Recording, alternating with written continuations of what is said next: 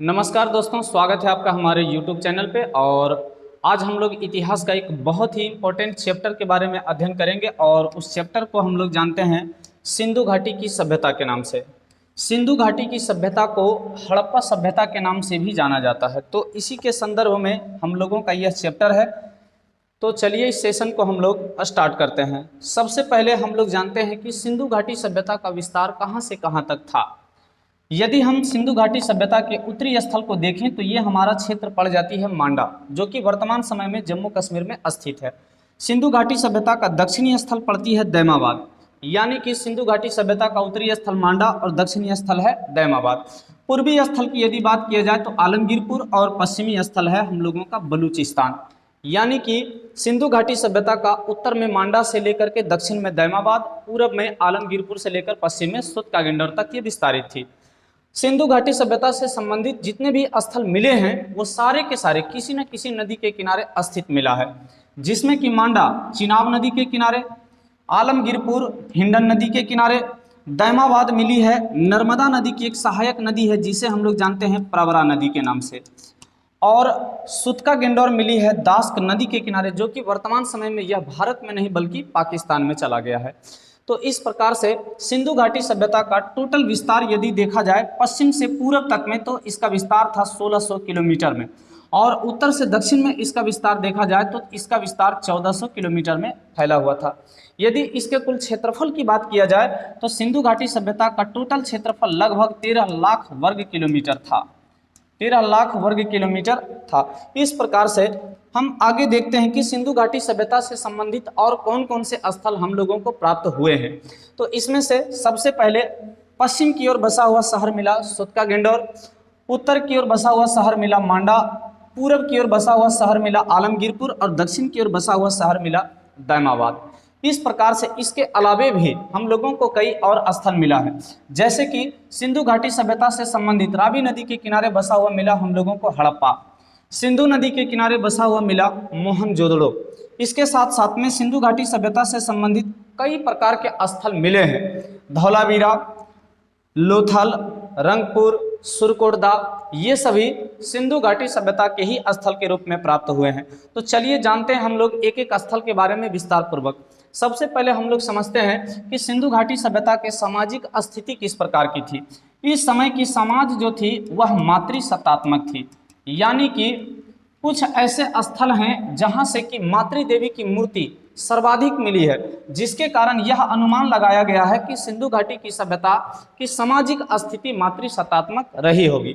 इसके साथ साथ सिंधु घाटी सभ्यता का समाज 4 वर्गों में बटा हुआ था, जिसमें कि सबसे पहला वर्ग यदि देखा जाए तो उसे कहा गया विद्वान वर्ग, यानी कि पढ़े लिखे लोगों का वर्ग को सबसे पहले शामिल किया गया।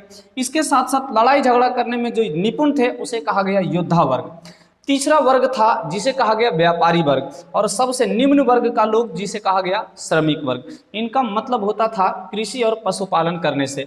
इस प्रकार से सिंधु घाटी सभ्यता की सामाजिक स्थिति यानी समाज 4 वर्गों में बटा हुआ था, जिसमें कि सर्वश्रेष्ठ वर्ग माना गया विद्वान वर्ग को। इसके साथ साथ में दूसरा माना गया योद्धा वर्ग, तीसरा माना गया व्यापारी वर्ग और चौथा श्रमिक वर्ग। इसके साथ साथ में हम लोग जानते हैं सबसे पहले उस समय के लोग भोजन के रूप में किसका प्रयोग किया करते हैं। भोजन के रूप में उस समय सिंधु घाटी सभ्यता के लोग शाकाहारी भी हुआ करते थे और इसके साथ साथ में मांसाहारी भी हुआ करते थे, यानी कि दूसरे पशुओं को भी खाने का कार्य करते थे। इसके साथ साथ में शाकाहारी भी उस समय के लोग हुआ करते थे। हम लोगों के सिंधु घाटी सभ्यता के समय में सामाजिक स्थिति के रूप में यदि देखा जाए तो समाधान प्रणाली उस समय के 3 प्रकार के हुआ करती थी। सबसे पहला समाधान की प्रकृति में था पूर्ण समाधान, जिसमें कि किसी व्यक्ति को एक कब्रगाह में गाड़ दिया जाता था, उसे कहा गया पूर्ण समाधान। दूसरा था आंशिक समाधान। आंशिक समाधान कहने का तात्पर्य है कि जब किसी व्यक्ति का मृत्यु हो जाता था तो उस व्यक्ति को जंगल में ले जाकर छोड़ दिया जाता था और उस व्यक्ति को पशु एवं पक्षी सभी खा पीकर उसे खत्म कर देते थे। जो शेष हड्डियां बच जाती थी उसको बाद में ले जा करके एक कब्र के रूप में उसे गाड़ दिया जाता था। इसे कहा गया आंशिक समाधान। तीसरा जो व्यवस्था थी समाधान की प्रणाली उसे कहा गया दाह संस्कार। दाह संस्कार में पूर्ण रूपेण शरीर को जला दिया जाता था। इस प्रकार से समाधान प्रणाली सिंधु घाटी सभ्यता के समय में 3 प्रकार की थी। सबसे पहला को कहा गया पूर्ण समाधान, दूसरा को कहा गया आंशिक समाधान और तीसरा को कहा गया दाह संस्कार। इस प्रकार के बस्तियों में बसा हुआ, नदियों के किनारे। इस प्रकार से सबसे पहला सिंधु घाटी सभ्यता के स्थल मिला है हड़प्पा। हड़प्पा की खुदाई करने का काम किया था राय बहादुर। सबसे पहला इसकी खुदाई किया था राय बहादुर दयाराम साहनी ने। इसका खुदाई करने का काम किए थे राय बहादुर दयाराम साहनी ने, और इन्होंने सिंधु घाटी सभ्यता के हड़प्पा स्थल की खुदाई किए थे 1921 ईस्वी में। यह वर्तमान समय में स्थित है रावी नदी के किनारे, जो कि हम लोगों का पड़ती है पाकिस्तान में। वर्तमान समय में यह भारत के क्षेत्र में स्थित नहीं है, बल्कि यह क्षेत्र चला गया किसमें? पाकिस्तान में। 1947 के विभाजन के बाद यह क्षेत्र पाकिस्तान में चला गया। यहाँ से हम लोगों को कई प्रकार के अवशेष प्राप्त हुए हैं, जिसमें कि सबसे पहला अवशेष मिली है श्रमिक आवास। मजदूरों को रहने वाले घर को कहा गया श्रमिक आवास, जिस आवास में कि रखा हुआ था मजदूरों के काम करने वाले कई प्रकार के औजार, जिससे अनुमान लगाया गया कि यहाँ पर मजदूर लोग रहा करते थे। इसके साथ साथ में अन्नागार का प्रमाण मिली, जिसमें कि अनाज के धान की भूसी का प्रमाण मिली है, जिससे अनुमान लगाया गया कि इसमें अनाज लोग रखने के रूप में प्रयोग करते होंगे। इस प्रकार से लकड़ी के ताबूत, जिससे कि यह प्रमाण होती है कि जब सिंधु घाटी सभ्यता के समय में लोगों की मृत्यु हो जाती होगी तो लकड़ी के बने हुए ताबूत में उसे बंद करके दफना दिया जाता होगा। इन सभी वस्तुओं का प्रमाण मिली है हड़प्पा से।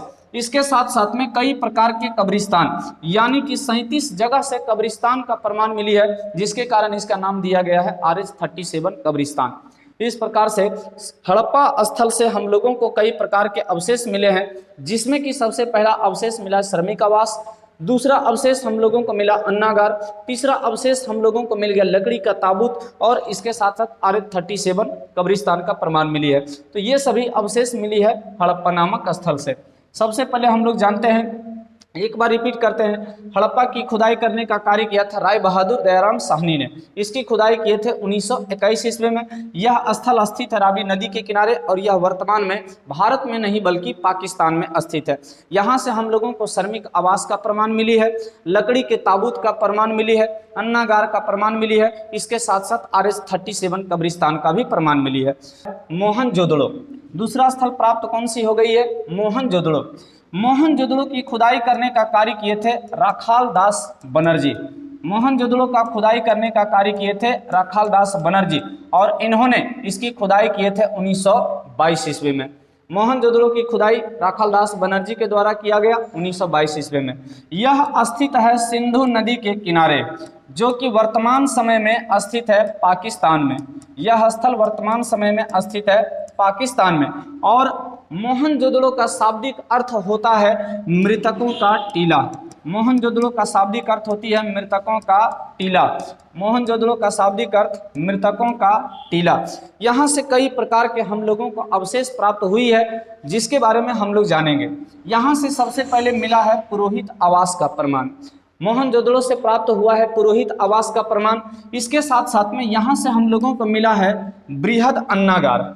यहाँ से मिली है बृहद, केवल अन्नागार यदि कहेगा तो हड़प्पा से, लेकिन बृहद अन्नागार कहेगा तो मोहनजोदड़ो से। इसके साथ साथ में विशाल स्नानागार का प्रमाण मिली है। यहाँ पर जब घरों की खुदाई किया गया तो प्रत्येक घर में एक कुआं बना हुआ मिला, जो कि कुआं का प्रमाण हम लोगों को प्राप्त हुआ है सिंधु घाटी सभ्यता के मोहनजोदड़ो शहर से। इसके साथ साथ में यहाँ से प्राप्त हुआ है आदि शब्द, कांसे की बनी हुई नर्तकी की मूर्ति, इसके साथ साथ में चौड़ी सड़कों का प्रमाण। ये सभी अवशेष हम लोगों को मिला है सिंधु घाटी सभ्यता के मोहनजोदड़ो नामक स्थल से। एक बार फिर से हम लोग रिपीट करते हैं, मोहनजोदड़ो का खुदाई करने का काम किए थे राखाल दास बनर्जी। सिंधु नदी के किनारे यह स्थित है, जो कि वर्तमान समय में पाकिस्तान में पड़ती है। मोहनजोदड़ो का शाब्दिक अर्थ मृतकों का टीला होता है। यहाँ से कई प्रकार के अवशेष प्राप्त हुए हैं, जिसमें कि पुरोहित आवास, अन्नागार, विशाल स्नानागार के साथ साथ घर में कुआं का प्रमाण मिली है, आदि शिव मिली है, और इसके साथ साथ कांसे की बनी हुई नर्तकी सबसे चौड़ी सड़कों